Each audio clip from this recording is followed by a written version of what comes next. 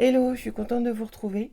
Alors c'est une vidéo un petit peu spéciale aujourd'hui parce que j'ai le plaisir de participer à la deuxième édition du Festival de Noël.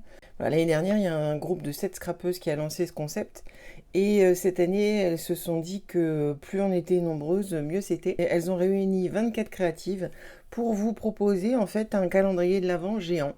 Chaque jour de décembre, du 1er au 24, il y a une vidéo, un tuto et le thème, c'est Noël pailleté. Et pour ce Noël pailleté, je vous propose de réaliser un ensemble de 3 cadeaux. Alors à Noël et tout le reste de l'année, j'aime bien offrir des petites bricoles aux copines de scrap. Et c'est comme ça que, avec peu de choses, on fait vraiment plaisir avec quelque chose de très personnalisé. Donc entre autres, on va voir comment réaliser ce marque-page. Donc il y a son étui et le marque-page en lui-même, qui est un marque-page Shakerbox. Donc je vais vous montrer comment le réaliser. On va voir également comment créer un petit écrin à gourmandise très facilement. Et surtout, mon astuce, c'est que je vais vous montrer comment le réaliser dans la taille que vous voulez. Et j'ai gardé le meilleur pour la fin. On va réaliser ce porte-bloc-notes. Remarquez le petit stylo avec la tête qui dépasse. Donc évidemment décoré recto et verso. Donc vous allez voir ces 3 créations vraiment très simples et rapides à réaliser. Alors installez-vous, prenez une petite boisson chaude, c'est parti.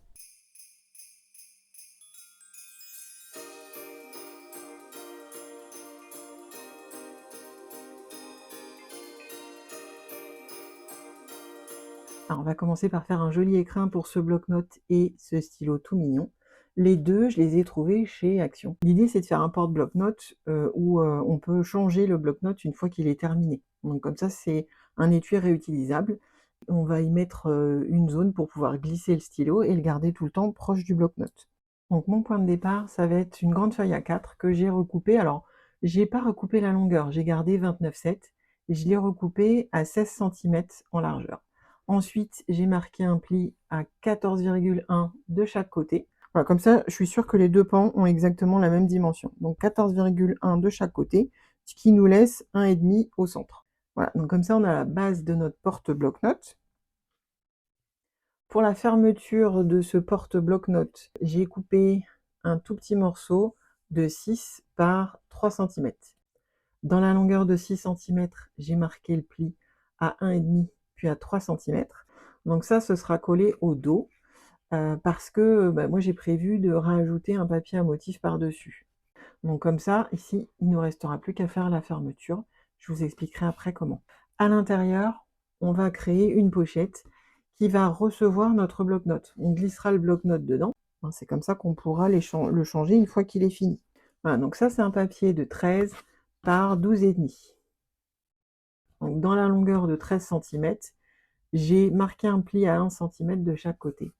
Et dans la longueur de 12,5, j'ai aussi marqué un pli à 1 cm. Donc vous faites le pli sur 3 côtés. Ensuite, on va venir couper les angles en biseau. Hein, vous faites un petit biais. C'est pour qu'on puisse replier les pans sur eux-mêmes et pouvoir coller. Voilà, ça me donne ça. Pour l'instant, ne collez rien tout de suite, hein, il y a quelques subtilités à prendre en compte. Je vous les explique au fur et à mesure. Là, c'est simplement pour vous permettre de préparer vos papiers et faire tout l'assemblage. Voilà, à côté de cette pochette, on va venir créer un porte-stylo. Alors, ce porte-stylo, c'est un papier de 5,4 par 14,1. Dans les 5,4, je suis venue marquer un pli tous les 1,1. Donc 1,1, 2,2, 3,3, 4,4. Et dans la longueur de 14,1, j'ai aussi fait un pli à 1,1.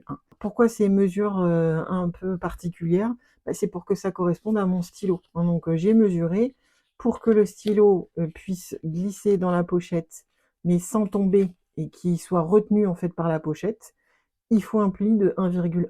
Et j'ai créé un porte-stylo assez long parce que en fait, dans mon idée, je voulais qu'il n'y ait que la tête de mon stylo qui dépasse parce que je la trouve trop mignonne et je trouvais que ça faisait un petit truc rigolo. Bien évidemment, si vous n'avez pas le même stylo, vous pourrez l'adapter par rapport à vos mesures. Une fois qu'on a marqué les plis à 1,1, 2,2, 3,3, 4,4, il me reste un pan de 1 cm. Sur ce pan de 1 cm, on va enlever l'angle ici. biseauter un peu parce que ça, en fait, on va le coller sur l'intérieur. Donc, on ne le verra pas. Ensuite, sur cette longueur-là, on va couper hein, pour pouvoir faire les rabats de notre porte-stylo. Donc ça aussi, vous pouvez le couper légèrement en biais. Voilà ce que vous devez obtenir. Et ensuite, reste la pochette qu'on va mettre sur la partie gauche.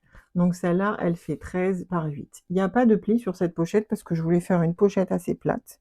Donc on la collera directement dessus. Si vous souhaitez mettre des papiers déco, moi ce que je fais en général, c'est que je prends les mesures déjà de ma couverture. Voilà, je sais que je suis à 14,1. Alors je pourrais compter 14 si j'ai pas trop envie de m'embêter avec les millimètres. Donc, et ensuite, je retire de chaque mesure 0,5. Donc, sachant que ça fait 14,1 par 16, moins 0,5, ça me ferait grosso modo 13,5 par 15,5. Donc, je peux couper en gros 4 papiers de cette dimension-là. Donc, ça fera la couverture de devant et du dos. Et ça peut aussi faire la déco à l'intérieur. Pour la tranche, comme on a 1,5, vous pouvez faire 1 cm toujours par 15,5.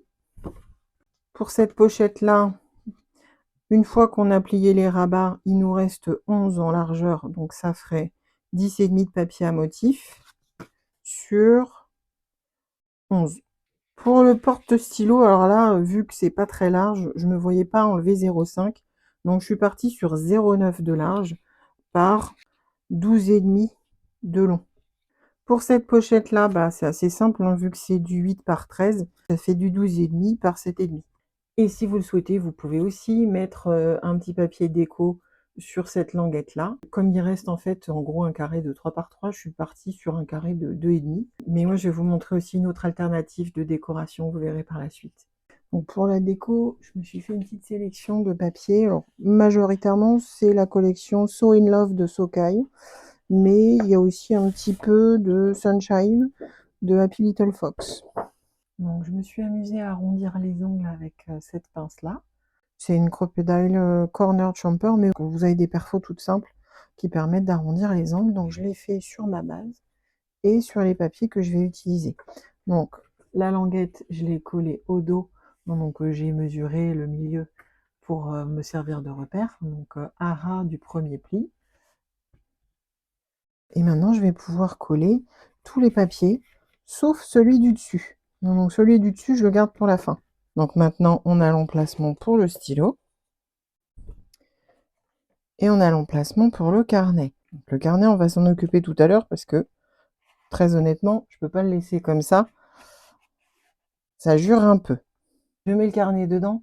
C'est pour que je puisse bien appuyer parce que j'ai pris 2 aimants ronds que je vais utiliser comme fermeture. Et je veux pas qu'on voit l'aimant sur la couverture. Je vais le cacher avec du papier. Je vais commencer par coller le premier. Ça, c'est facile. Je vais le mettre sur ma languette. Donc ça, si je le souhaite, je peux également le recouvrir de papier. Donc une fois que c'est fait, je vais juste poser mon aimant sur celui qui est déjà collé. Donc comme ça, il est en place. Je me prends un petit carré de double face. Hop. Alors honnêtement, vu que ça va être recouvert par du papier, c'est vraiment pas grave si ça dépasse. Et donc maintenant, j'ai juste à refermer mon carnet. J'appuie bien pour que ça adhère. Et normalement, voilà, il est en place.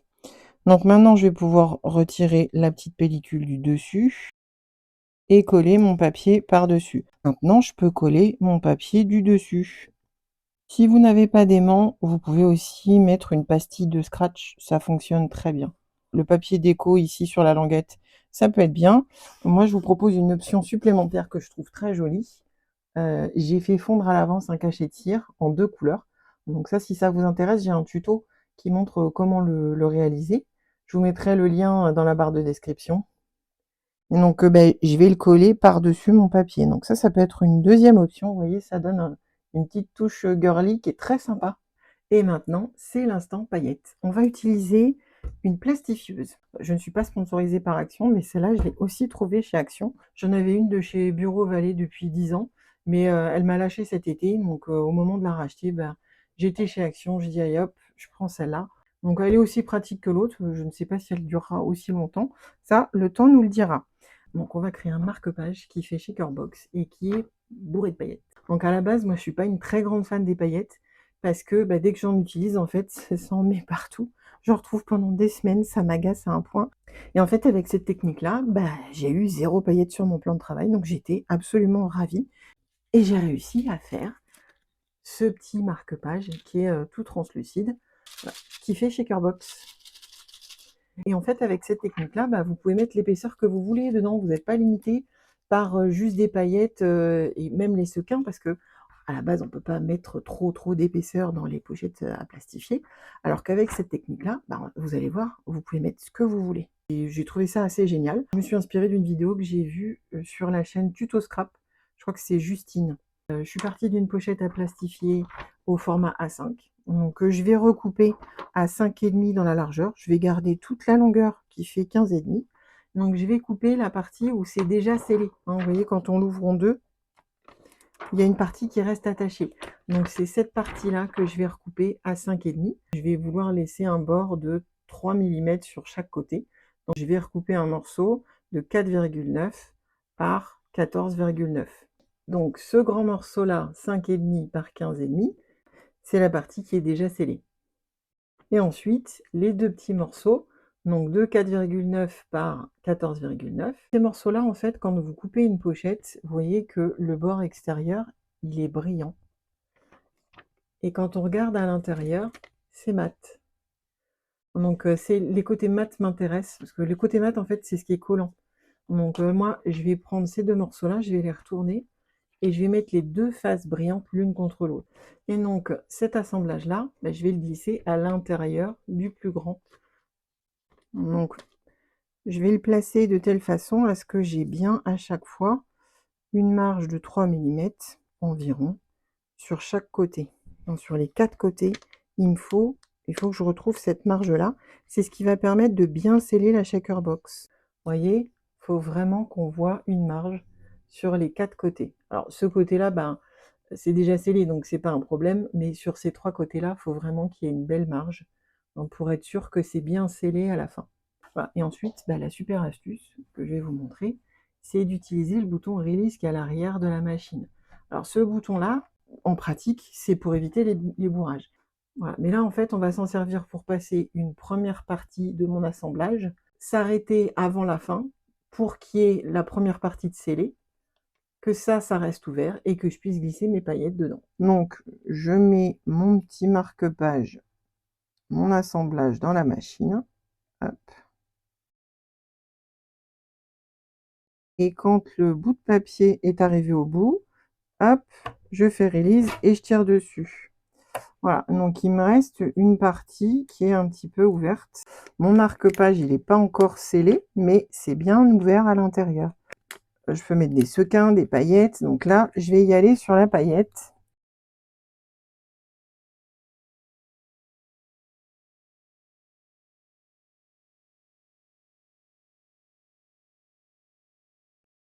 C'est pas mal comme ça déjà.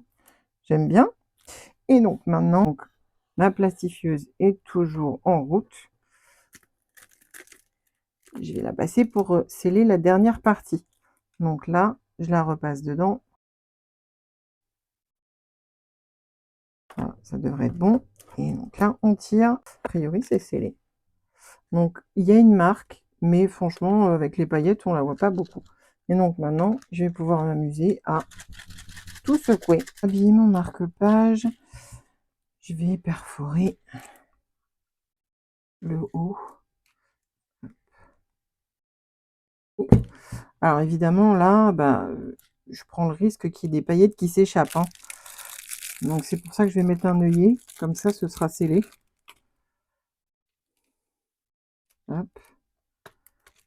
Voilà. Voilà mon marque-page shaker. Pour ranger mon marque-page, je vais lui faire un étui. Donc j'ai découpé un papier à 7 cm et j'ai gardé toute la longueur de 30,5.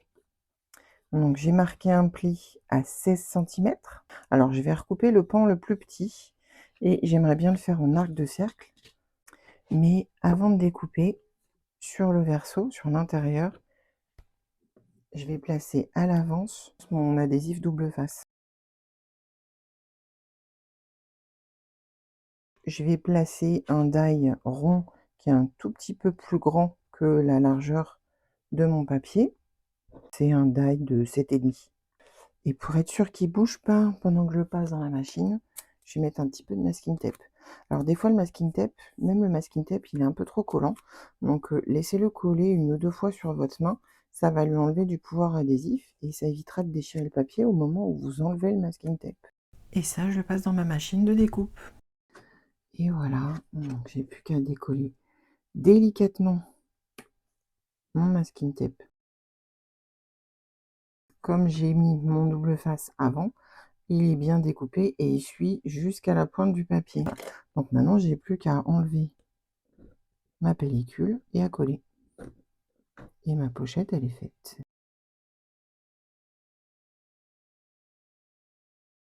Alors, une fois que c'est bien collé, ensuite avec mon plieur, je vais venir un peu assouplir le papier pour créer cette fameuse pochette et avoir moins de difficulté à glisser le marque-page dedans.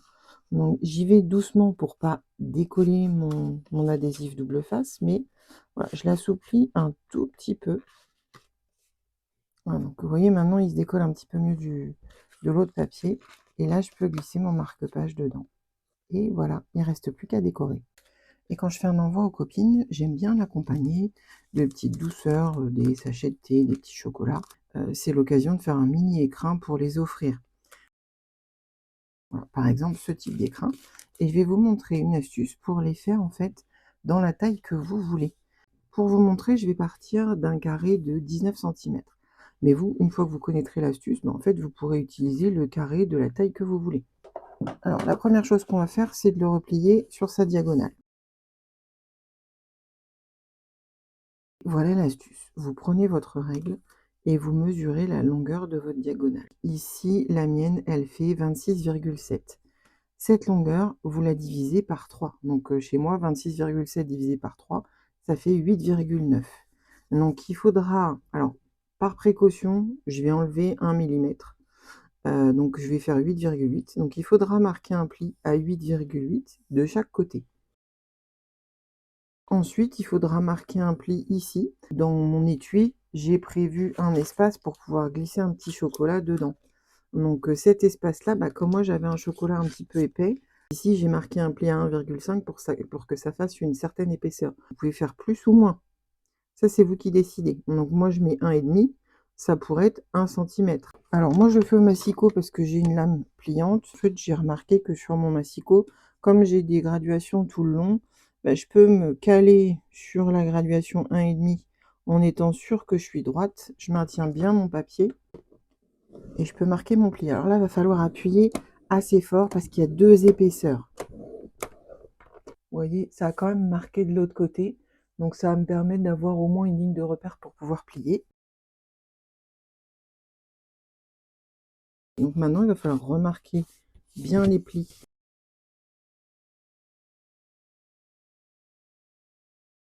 Voilà, donc maintenant, je rabats ce côté-là, hop. Alors, on va bien marquer le pli dans ce sens-là. Et voilà. Donc c'est pareil, il n'y a plus qu'à décorer. Alors l'avantage aussi, c'est que ça tient debout. Donc ce qu'il vous reste à faire, c'est perforer le haut en les gardant bien alignés. Je vais prendre une perfo qui fait un demi-pouce, après 1,2 de diamètre. Voilà, donc je les mets bien ensemble. Je vais mettre mon ruban.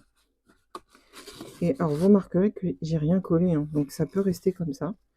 Une fois que c'est fixé, en fait, il n'y a pas forcément besoin de colle. Donc si ça peut vous rassurer, vous pouvez coller au croisement là.